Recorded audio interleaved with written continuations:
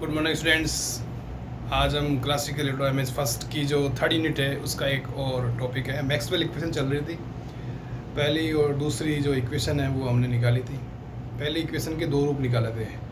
एक तो डाइवर्जेंस ई बराबर रो अपॉन एप्सिलॉन जीरो, डाइवर्जेंस एक रो एफ निकाला था इक्वल टू डाइवर्जेंस डी जो डिस्प्लेसमेंट वेक्टर है, और एक निकाला था अपन ने सेकेंड इक्वेशन डाइवर्जेंस v बराबर ज़ीरो। ठीक है, अब अपने थर्ड इक्वेशन लेके चलेंगे। थर्ड इक्वेशन में ये है कि जैसे हम थर्ड और फोर्थ निकालेंगे तो उसमें फेराडे लॉ लेंगे। फेराडे लॉ क्या होता है, किसी कोई क्लोज रीजन होता है, हमने पढ़ा है छोटी क्लासों में। उसमें अगर कोई मैग्नेटिक फ्लक्स का चेंज हो रहा है तो इसमें इलेक्ट्रोमोटिव फोर्स उत्पन्न होता है। ठीक है ना। और जो इलेक्ट्रोमोटिव फोर्स होता है, विद्युत वाहक बल बोलते हैं वैसे हिंदी में, वो फ्लक्स परिवर्तन की दर या rate of change of flux के बराबर होता है और अपोजिट होता है। तो हम इलेक्ट्रोमोटिव फोर्स को हम क्या लिख सकते हैं, फॉर ए क्लोज लूप या क्लोज रीजन ई बराबर minus D phi M upon D T. ये हमारी पहली इक्वेशन होगी यहाँ। ठीक है, ये फाई एम मैग्नेटिक फ्लक्स है और ये ई इलेक्ट्रोमोटिव फोर्स है। फाई एम को हम ऐसे भी ले सकते हैं कि ये बंद कोई रीजन है, ठीक है ना, वो एक लूप या एक बाउंड्री से क्लोज है, तो उससे जो मैग्नेटिक फ्लक्स निकल रहा है उस एरिया से बी डॉट डी एस, ठीक है, वो है ये फाई एम। ठीक है, और इसमें चेंज करेंगे टी के सापेक्ष और माइनस करके वो इलेक्ट्रोमोटिव फोर्स के बराबर होगा। इलेक्ट्रोमोटिव फोर्स एक वर्क है। क्या है कि अपने कोई यूनिट चार्ज है उसको मूव कराते हैं एलोंग क्लोज रीजन बाउंड्री या क्लोज रीजन, ठीक है ना, बाउंड्री। तो उसमें जो किया गया कार्य होता है वो इलेक्ट्रोमोटिव फोर्स होता है। जैसे ये अपन ने लिखा, ठीक है, और ई डॉट डी एल। ये डी एल क्या है, उस क्लोज लूप की जो बाउंड्री है उस पर छोटे छोटे अल्पांश है, और ई इलेक्ट्रिक फील्ड है। ई कैसा है, एफ अपॉन क्यू से। क्यू को हमने 1 ले लिया यूनिट चार्ज, तो उस तरह से निकालते हैं, छोटी क्लास में पढ़ते हैं। तो इलेक्ट्रोमोटिव फोर्स ई डॉट डी एल। अब उस छोटे छोटे अल्पांशों से हमने पूरी क्लोज लूप के अलोंग घुमाने में पूरा कार्य है जो ई के बराबर हो गया।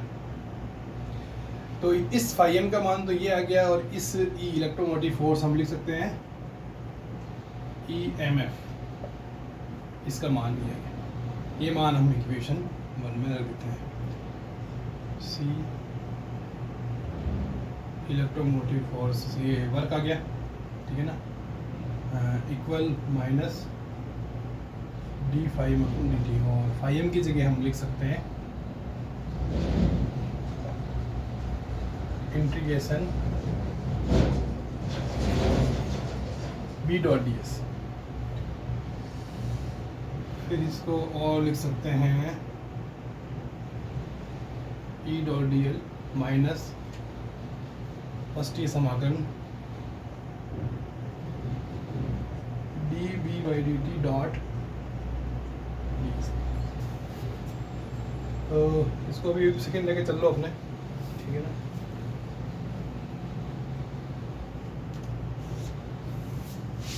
ऐसे सब किया हुआ है, पर एक बार अकॉर्डिंग टू सिलेबस चल रहे हैं तो ज़रूरी है। अभी जो लाइन इंटीग्रल है इसको सरफेस इंटीग्रल में हम लिख सकते हैं बाय स्टोक्स थ्योरम, ठीक है ना।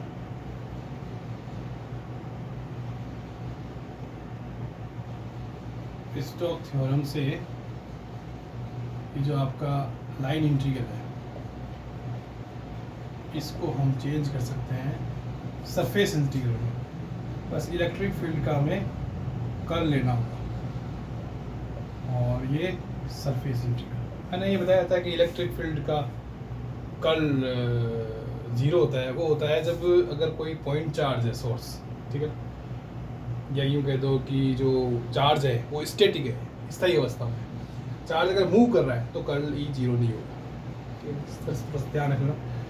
तो ये स्टोक्स थ्योरम, इसकी जगह ये, तो इसकी जगह ये रख देंगे, ठीक है, एस कर्ल ई। यहाँ चार्ज मूव कर रहा है according to boundary of close region ठीक है ना, इसलिए कर्ली जीरो नहीं होगा। तो हमने कर्ली ले लिया माइनस, और ये हम लिख देंगे D B upon D T dot D S. Surface समाकलन को दोनों तरफ से हम हटा सकते हैं, तो हमारे पास में मैक्सवेल की थर्ड इक्वेशन आ जाएगी। ऐसे लिखते हैं ऐसे तो, ठीक है। Maxwell third equation in differential form, curl E बराबर minus curly B upon curly T, ठीक। पहली इक्वेशन में हमने डाइवर्जेंस ई निकाला था, दूसरी मैक्सवेल इक्वेशन में हमने डाइवर्जेंस बी निकाला था, और तीसरी इक्वेशन में हमने कर्ल ई निकाला है, और फोर्थ इक्वेशन में हम कर्ल बी निकालेंगे। अब फोर्थ इक्वेशन के लिए हम एम्पियर का सर्किट लॉ इस्तेमाल करते हैं। उसमें क्या होता है कि जैसे कोई मैग्नेटिक फील्ड है, उसमें मैग्नेटिक पोल है, ठीक है ना, मैग्नेटिक पोल को हम मूव कराते हैं। तो जो किया गया कार्य है वो इसी की तरह, यहाँ इलेक्ट्रिक फील्ड है तो यहाँ मैग्नेटिक फील्ड हो जाएगा एस डॉट डी एल, ठीक है ना।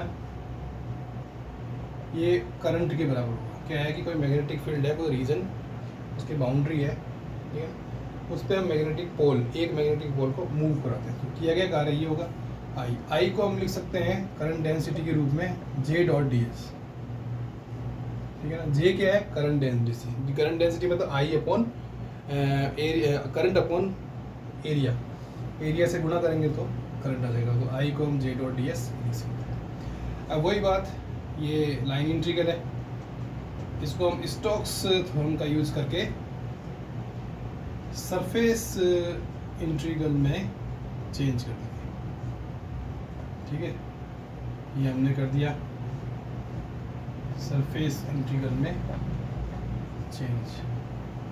सरफेस इंटीग्रल दोनों तरफ से हटा दिया, तो ये जो कर्ल एच है, कर्ल एच क्या है? एच मैग्नेटिक फील्ड है, ठीक है ना, जो कि हम आरोपित कर रहे हैं फील्ड में, ये जे के बराबर। ये हमारे पास एक इक्वेशन आई है, ठीक है ना।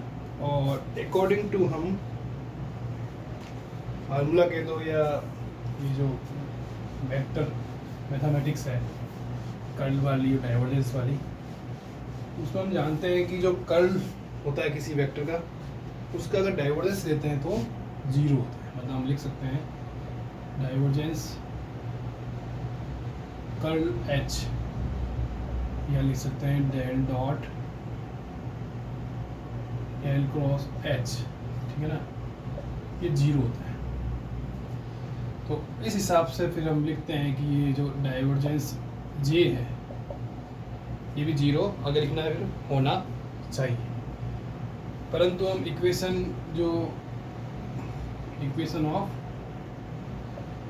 कंटिन्यूटी, ऐसी एक इक्वेशन होती है कंटिन्यूटी की, इसमें डाइवर्जेंस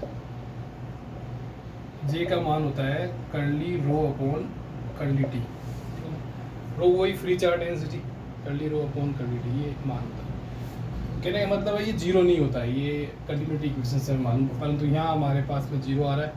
तो मैक्सवेल ने ये रियलाइज़ किया कि जो करंट डेंसिटी, जो जे को हमने एक्सप्लेन किया, जो डिफाइन किया, उसमें कुछ ना कुछ पूर्ण तरह से कम्प्लीटली डिफाइन नहीं है। तो उन्होंने कहा कि जे को हमें दो टर्म में लिखना चाहिए। तो इक्वेशन को वापस लिखा, कर्ल एच, कर्ल एच बराबर जे प्लस जे डैश, ऐसे लिख दिया, ठीक है। अब ये कह रहा है कि अकॉर्डिंग टू वेक्टर रूल, ये जो डाइवर्जेंस होता है अपने लिखते हैं कि एक मिनट, चलो जी, डाइवर्जेंस कर्ल एच, ठीक है ना, ये होता है जीरो।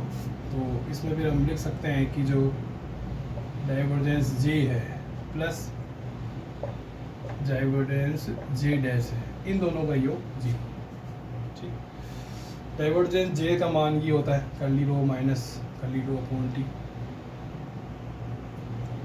इसकी जगह लिख सकते हैं अपने minus curly rho upon T plus divergence J dash बराबर 0। एक जे है एक जे डैश। जे डैश जो है वो फ्री चार्ज डेंसिटी के कारण है और जे है वो बाउंड चार्ज डेंसिटी के कारण है। तो ये जो डाइवर्जेंस जे डैश की जो वैल्यू आएगी वो आ जाएगी curly rho upon curly T. इसको हम फ्री चार्ज लिख सकते हैं, ठीक है ना, फ्री चार्ज डेंसिटी। ये रो एफ है, ये हमने पिछले कल मैक्सवेल इक्वेशन 2 निकाला, जो फर्स्ट के 2 रूप निकाले थे उसमें मैं निकाला था कि जो रो एफ है, ठीक है ना, वो डाइवर्जेंस डी होता है। डी डिस्प्लेसमेंट वेक्टर, ये फ्री चार्ज डेंसिटी, वो हम इस रो की ये हम जानते हैं, ठीक है ना, हम लिखेंगे इसके आगे वी नो दैट दिस। तो इस रो एफ की जगह हम मान रख सकते हैं कर्ली अपॉन कर्ली टी और डाइवर्जेंस डी। अब इधर भी डाइवर्जेंस है, इधर भी डाइवर्जेंस है। डाइवर्जेंस को थोड़ा सा अपन को ऐसे लिखना होगा, जैसे डाइवर्जेंस जे डैश, ठीक है ना, इसमें भी डाइवर्जेंस एक साइड में ले लो, curly D upon curly D. तो जो जे डैश है उसका मान आ जाएगा curly D upon curly D. ये क्या है, डिस्प्लेसमेंट करंट है, क्योंकि जो डिस्प्लेसमेंट वेक्टर होता है विथ रेस्पेक्ट टू टाइम अगर चेंज हो तो वो डिस्प्लेसमेंट करंट बन जाता है। तो जे डैश बराबर curly D upon curly D, ठीक है। तो हमारी जो फोर्थ मैक्सवेल इक्वेशन होगी,